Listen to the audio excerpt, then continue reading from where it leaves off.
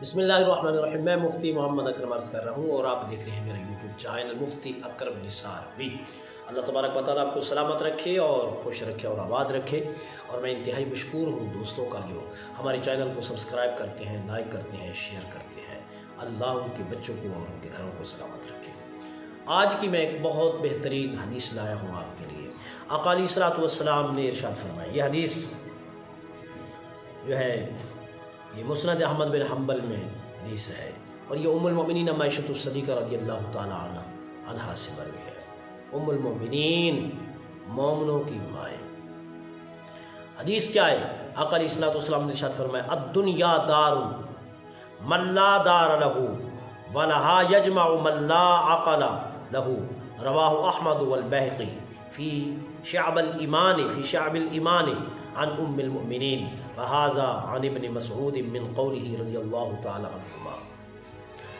حدیث آقا علیہ الصلوۃ والسلام نے ارشاد فرمایا، دنیا بے گھروں کا گھر ہے، دنیا بے گھروں کا گھر ہے، یعنی دنیا ایک الدنیا دار، دنیا ایک ایسا گھر ہے، من لا دار لہو، اس شخص کے لیے جس کا کوئی گھر ہی نہیں۔ ایسے خواہ مخواہ محنت کرتے ہیں، بڑی بڑی عمارتیں بنا رہے ہیں، جب ہم نے اس میں رہنا نہیں ہے تو یہ ہمارا گھر ہی نہیں۔ اور فرمایا کہ جو شخص دنیا میں رہ کر مال و متاع، گاڑیاں، بنگلے، بزنس جمع کرنے میں رہتا ہے، لا عقل لہو، حضور نے فرمایا اس میں تو عقل ہی نہیں ہے۔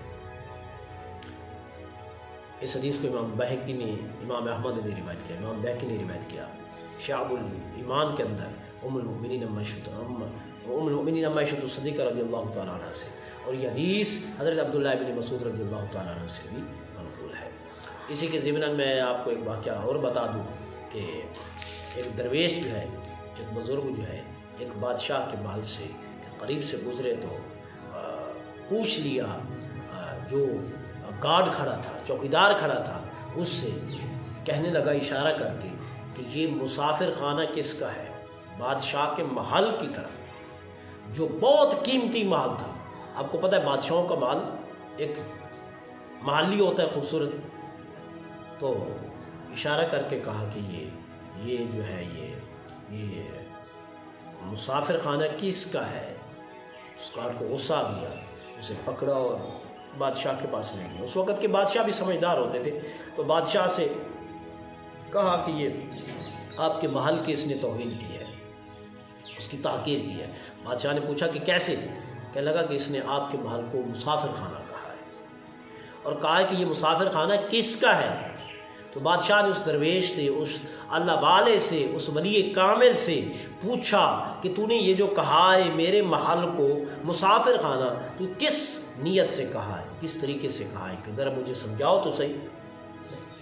تو اس نے کہا، ہاں میں کہا ہے بالکل مسافر خانہ، میں آپ کی بات کو، میں اپنی بات کو مانتا ہوں، مکرتا نہیں ہوں، جھوٹ نہیں بولتا۔ اس نے کہا پھر مجھے سمجھائیں کہ آپ نے کس نہج پر کہا ہے؟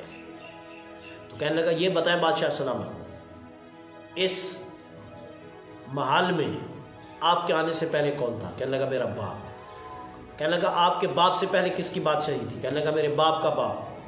کہنے لگا اس سے پہلے؟ کہنے لگا میرے دادا کا باپ، میرے پردادا کا باپ۔ اس نے کہا تمہارا پردادا رہا؟ کہا نہیں۔ کہا تمہارا دادا رہا؟ کہ نہیں۔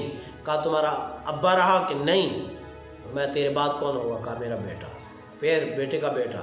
کہا نہ تیرا دادا رہا، نہ پردادا رہا، نہ تیرا باپ رہا، نہ تو رہے گا، نہ تیرا بیٹا رہے گا، یہ نسلیں بدلتی رہیں گی۔ بتا مسافر خانہ اس کو نہیں کہتے تو کس کو کہتے ہیں میرے بھائی؟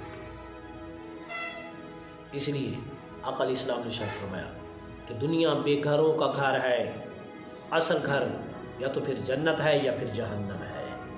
اور جو دنیا کے لیے جمع کرتا ہے، دنیا کے لیے مال و متاع جمع کرتا رہتا ہے، اور اسی جمع کرنے میں اللہ اور اس کے رسول کے فرامین کو بھول جاتا ہے، تو فرمایا لا عقل لہو، اس میں عقل نہیں۔ ہمارے اسلاف، ہمارے بزرگ فرماتے ہیں دنیا حاصل کرنا گناہ نہیں، بشرطاں کہ دین کو نہ بھولا جائے، اللہ کے رسول کو نہ بھولا جائے، دنیا اس نظریے سے حاصل کی جائے کہ دنیا حاصل کر کے اللہ اور اس کے رسول کے راستے پر خرچ کی جائے گی، اور بزرگ فرماتے ہیں کہ دنیا کو قدموں کے نیچے جگہ دینی چاہیے اور دل میں صرف اللہ کی یاد کو اور اللہ کی محبت کو دل میں جگہ دینی چاہیے۔ جہاں جس کا مقام ہو اس کو وہاں رکھنا چاہیے۔ اللہ ہمیں آخرت کی فکر عطا فرمائے۔